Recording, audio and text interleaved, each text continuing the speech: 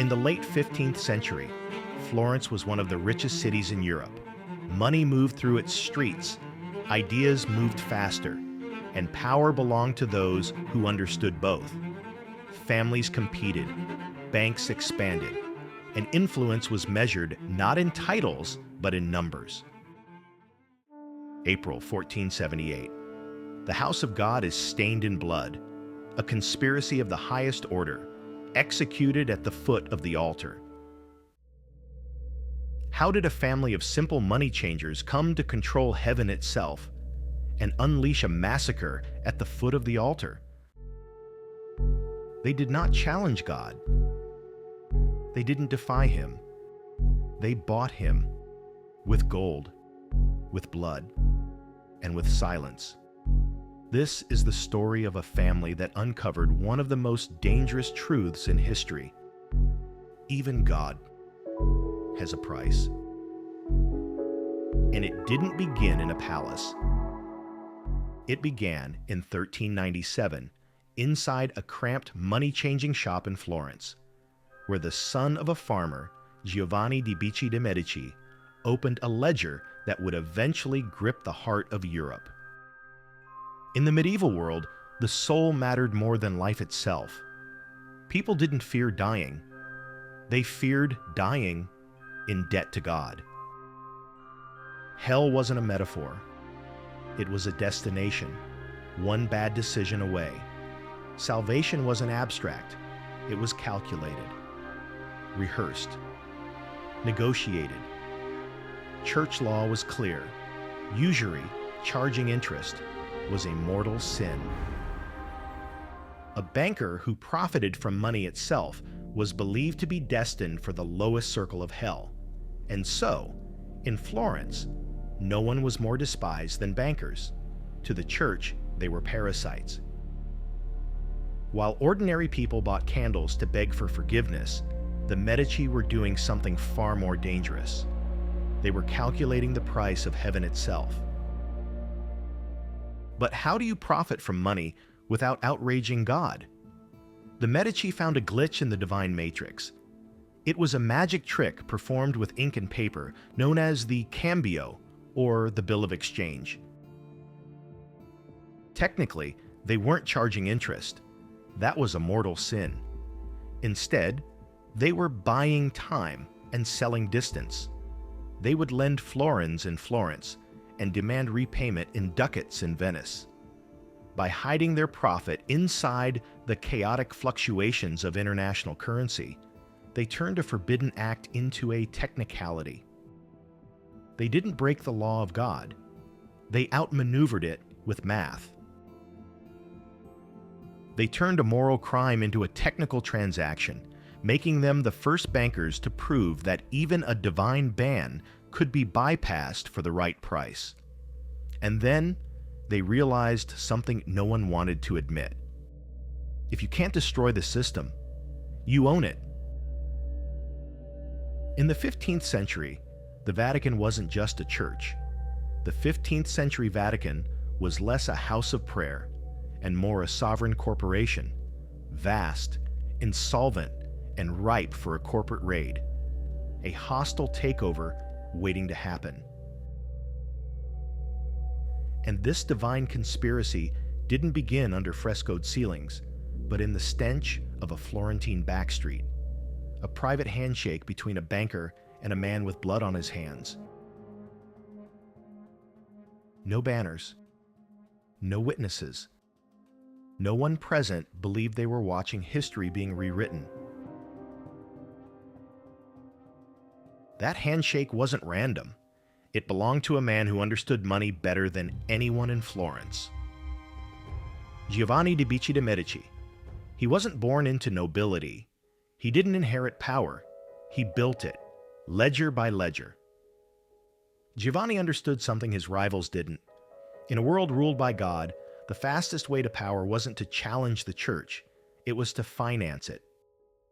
At the turn of the 15th century, the church was not a united institution. There were rival popes, competing councils, and a bureaucracy drowning in debt. The authority of God was absolute, but the authority of the church was fractured. Its power was spiritual. Its problems were political. And its weakness was financial. To survive, the church needed allies. And more than anything, it needed money. Giovanni saw this clearly, and he understood that influence inside the church would never belong to saints. It would belong to financiers. To climb the ladder of heaven, Giovanni didn't look for a saint. He looked for someone who understood darkness. Baldassare Cosa. By the late 14th century, Cosa was already a known figure in the ports of the Mediterranean. Court records mention his name. So do accounts from Naples and Bologna. Stories followed him. In taverns and docks, his name was spoken carefully. Not because he was powerful, but because he was dangerous. Some accounts described ships seized at night. Others mentioned prisoners who were never seen again. Not all of it can be proven, but none of it was denied. He didn't pray for the souls of sailors. He prayed for the cargo in their hulls. To the public, he was a criminal who had slipped through the cracks. To church officials, he was a liability. But to Giovanni, he was an opportunity, something else entirely, a man who had already survived hell. In 1410, Giovanni made a move that shocked Florence. He began pouring Medici wealth, not into churches, but into Cosa himself. This wasn't charity, it wasn't devotion, it was a calculated bet on power. Giovanni had safer options, men with cleaner reputations, men fluent in scripture and ceremony. But Giovanni wasn't building moral authority, he was building leverage. Cosa understood violence, and violence was a language the church already spoke, even if it refused to admit it. His peers mocked him. They said he was throwing gold into a bottomless pit. But Giovanni wasn't buying a title. He was manufacturing a pope. Cosa didn't rise overnight. His ascent moved slowly, through councils, alliances, and carefully timed support, but it was never uncontested. Cosa's past followed him into every chamber. His years on the sea were not forgotten. They were weaponized. Rivals whispered. Church officials questioned. Opponents reminded anyone who would listen that this man had once lived by force. For years, his position remained uncertain. Support shifted. Alliances fractured. Councils collapsed under their own weight. Each step forward invited another attempt to pull him back. And every time Cosa was challenged, Giovanni answered with gold.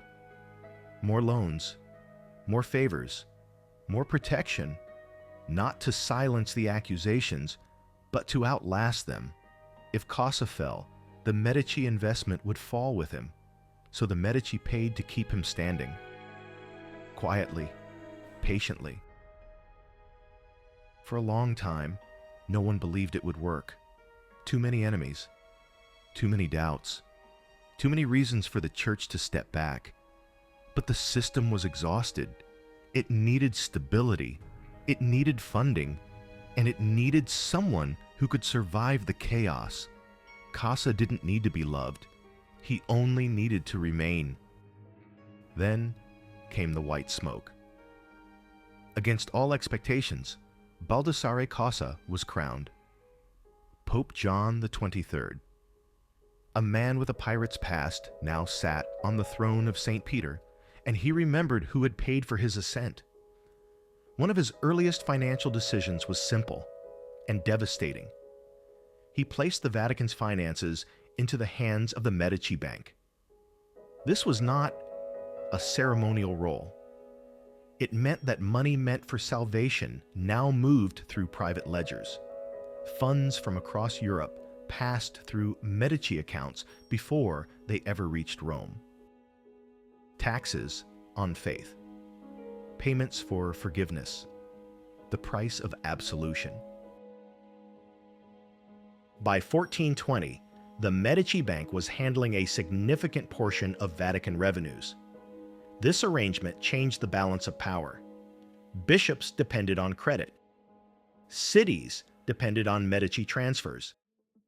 Even the papacy depended on liquidity. The church still spoke in the language of God, but it now operated on the logic of finance. Tithes, indulgences, payments from across Europe. These weren't symbolic relationships. They were contractual. London, Paris, Cologne. Forgiveness had a supply chain. It moved through ledgers, not sermons. The Medici were no longer just bankers. They were the financial architects of heaven, managing the most profitable franchise in human history, the gatekeepers of the soul's economy. They didn't just win a client. They acquired a monopoly, and monopolies don't stay invisible for long, especially when blood is involved.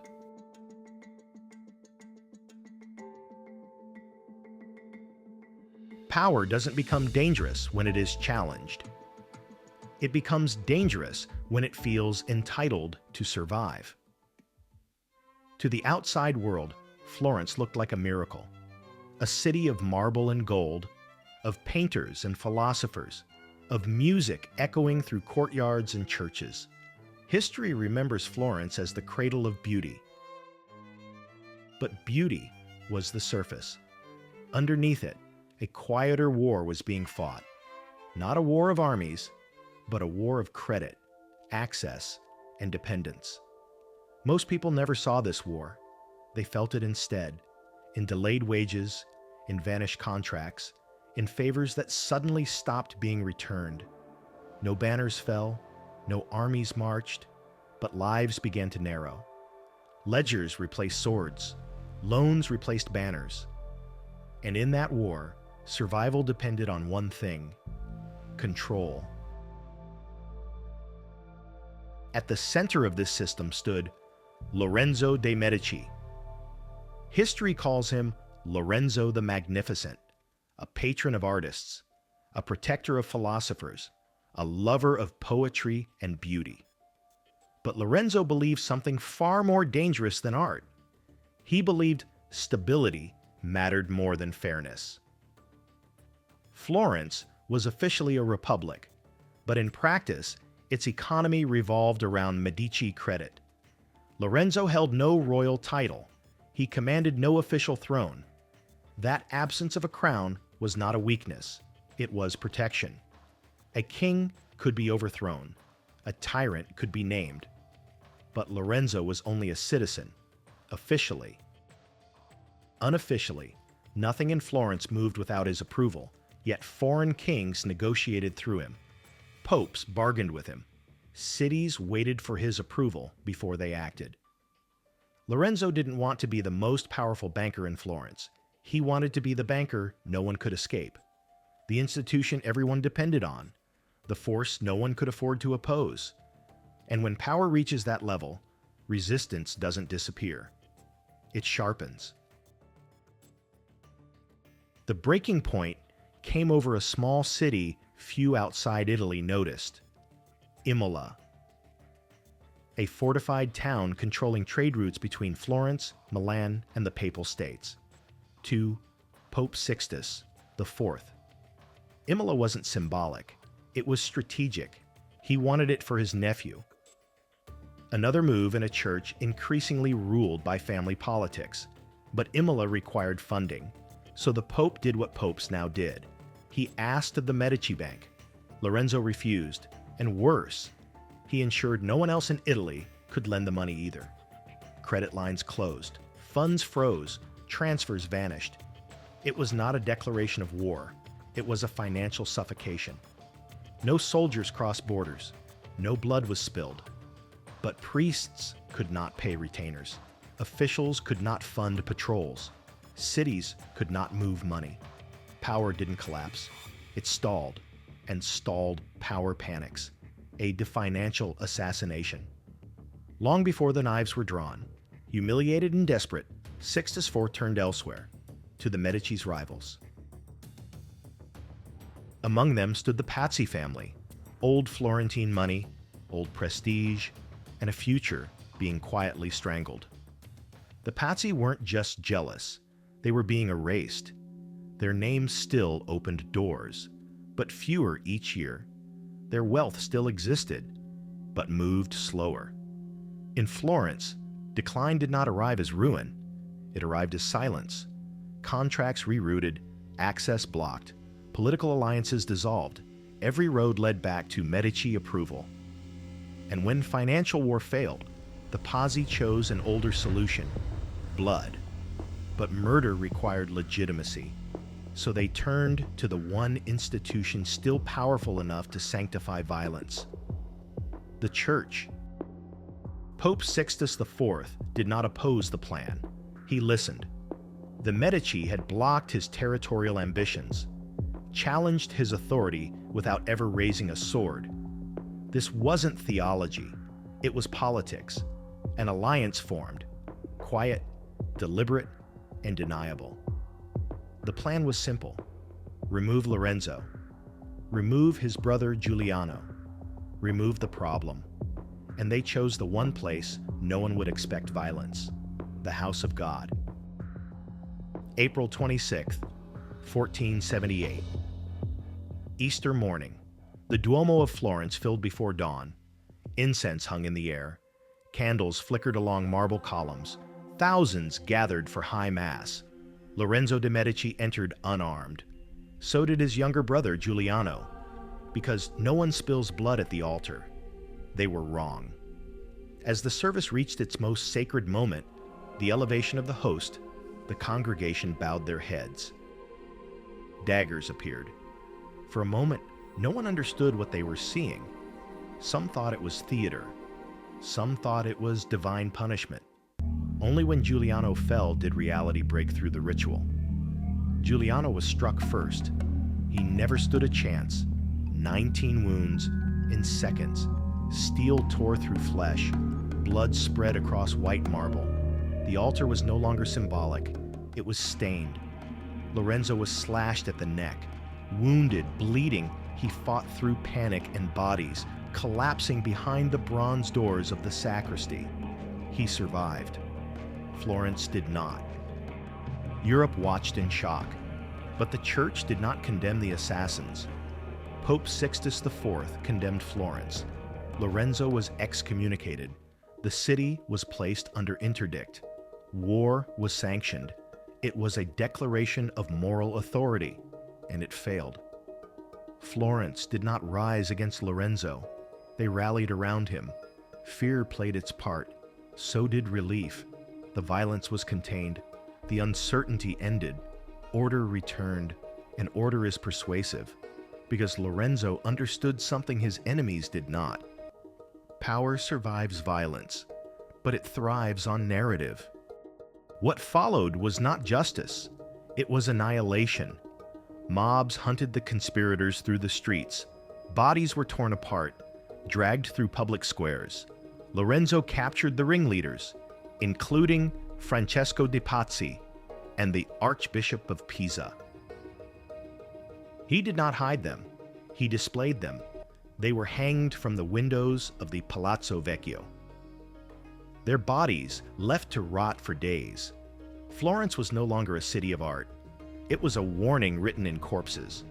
From that moment on, the Medici were no longer just bankers.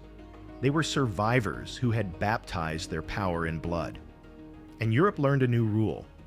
If you strike at the Medici, you had better not miss. This was the cost of stability.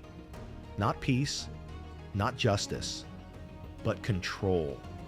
The Church had money, Florence had order, and the Medici had learned the final lesson of power. When faith, finance, and fear align, violence no longer shocks, it legitimizes. But violence alone was never enough. Fear creates obedience, but obedience fades. The Medici understood something else was required, something that could outlast blood, outlast memory, outlast judgment. They needed a shield, not of steel, but of beauty. They found it in art. Most Florentines would never read a ledger. They didn't understand banking. They understood beauty. They prayed beneath Medici ceilings, walked past Medici chapels, celebrated Medici festivals. For them, the Medici were not bankers. They were Florence. And the Medici understood this. Loyalty did not need to be argued. It needed to be felt. You didn't convince people with balance sheets. You surrounded them with beauty until doubt felt like ingratitude. Art didn't just inspire admiration. It trained the public on who deserved to be trusted. The Medici didn't just fund art. They'd absorbed artists into their household. A teenage Michelangelo didn't receive occasional commissions. He lived in the Medici palace. He ate with the family. He was educated alongside Medici children. His understanding of power, beauty, and legacy was shaped inside a political dynasty. Sandro Botticelli painted scenes of divine revelation, but if you look closely, especially at the Adoration of the Magi, you'll notice something unsettling. The figures kneeling beside Christ are not saints. They are Medici men, 3 generations of them, placed deliberately into sacred history, not praying, present. This wasn't symbolism. It was authorship. They weren't asking to be remembered. They were inserting themselves into eternity. The Medici understood something modern institutions would later perfect: control culture. And you control memory. They didn't censor history. They curated it. Artists weren't just creators. They were amplifiers. These painters, sculptors, and architects were doing what modern PR firms do today. They shaped how power was perceived long after the violence had faded. These artists were the first PR firm in history.